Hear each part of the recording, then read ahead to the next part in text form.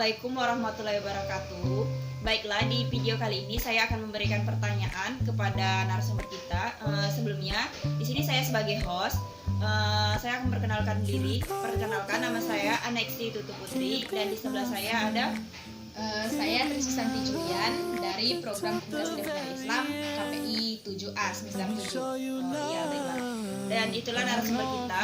Jadi di sini saya akan memberikan pertanyaan kepada narasumber, yaitu tentang dua topik yang ada dari dua buku, yaitu pertama ada manajemen media massa pada halaman 25. Di buku manajemen media massa tentang konsep dasar pengelolaan dan etika profesi. Di sini ada karya dari Ade Putranto Prasetyo.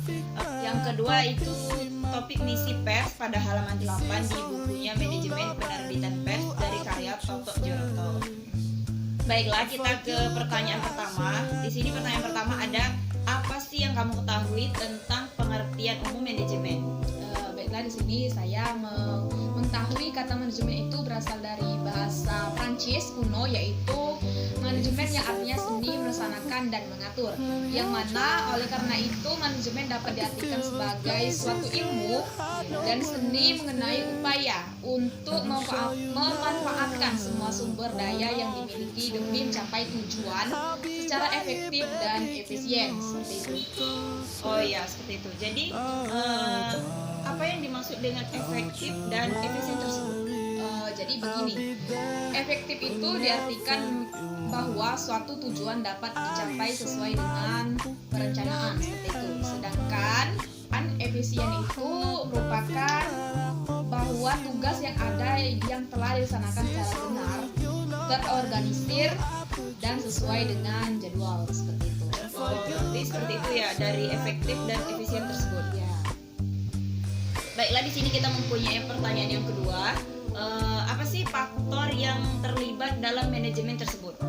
Baiklah, yaitu adanya penggunaan sumber daya organisasi, adanya proses yang bertahap, mulai dari perencanaan, pengorganisasian, pengarahan, pengendalian, pengawasan, dan adanya seni dalam menyelesaikan pekerjaan, seperti itu. Oh ya, seperti itu ya.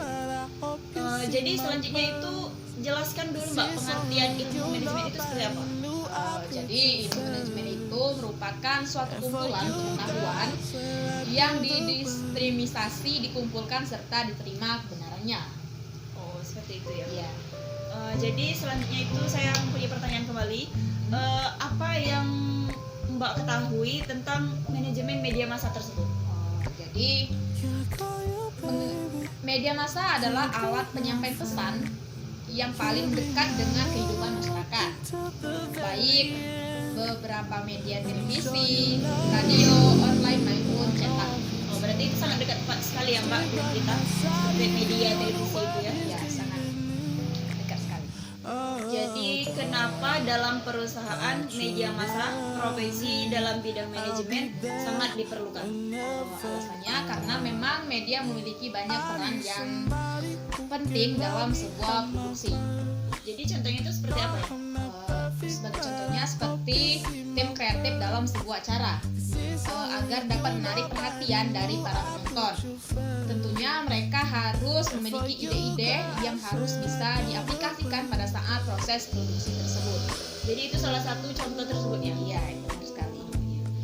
Selanjutnya itu jelaskan dulu Pak pengertian manajemen media massa.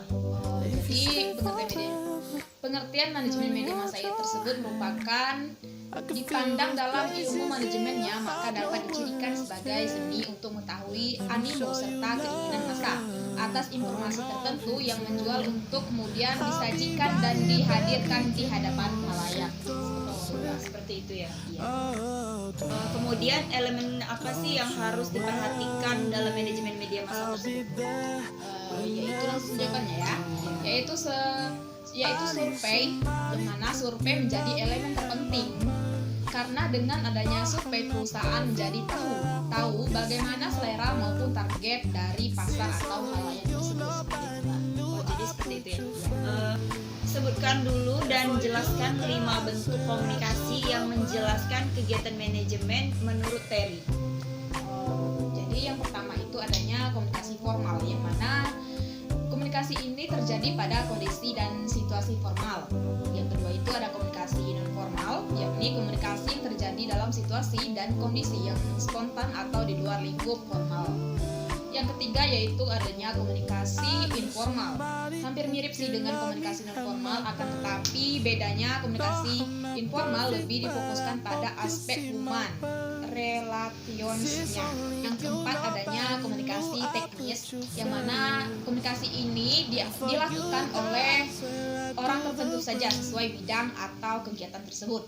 Yang terakhir yaitu yang kelima tadi, komunikasi prosedural, yakni komunikasi yang hampir mirip dengan komunikasi formal. Seperti itu, Mbak. Oh, jadi itu adalah 5 bentuk dari komunikasi tadi, Mbak. Oke. Jadi di sini saya masih memiliki pertanyaan. Sebutkan dan jelaskan 4 alasan yang dikemukakan berperan sebagai landasan signifikansi untuk pengembangan subdisiplin ilmu manajemen komunikasi dalam globalisasi. Terima kasih. Jadi ada beberapa ya. Yang pertama itu berkaitan dengan tujuan ilmu komunikasi berdasarkan pendapat Suesanto 1976. Komunikasi memiliki tujuan menciptakan keharmonisan di antara pelaku komunikasi. Yang kedua itu karakteristik ilmu komunikasinya. Dilihat dari karakteristiknya, ilmu komunikasi memiliki sifat irreversible, kompleks, berdimensi, sebab akibat serta mengandung potensi masalah. Yang selanjutnya yaitu didasari kebutuhan fungsional komunikasi demi menciptakan coelegant worker di bidang komunikasi. Yang terakhir yaitu anggapan bahwa peran ilmu manajemen semakin mendominan pada abad 21. Seperti itu, Mbak. Baiklah, di sini saya mempunyai pertanyaan terakhir di topik pertama ya, Mbak. Jelaskan dulu kajian mengenai manajemen media. Baik, terima kasih.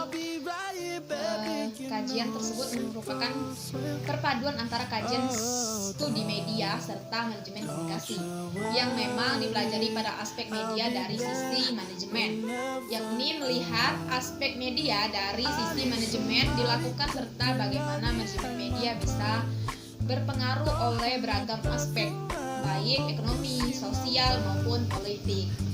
Oh, baik, jadi itu penjelasan dari yang saya berikan pertanyaan kepada narasumber kita di topik yang pertama.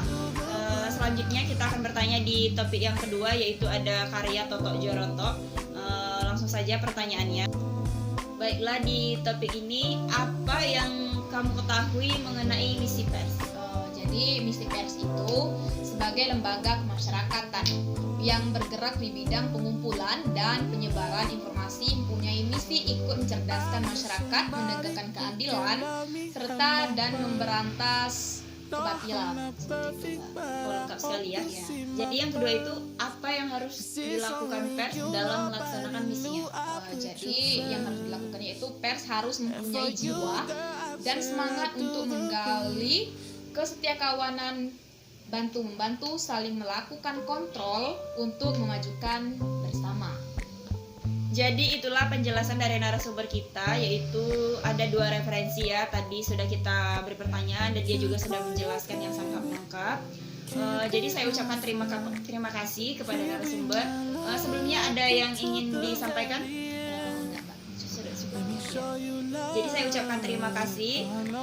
Wassalamualaikum warahmatullahi wabarakatuh.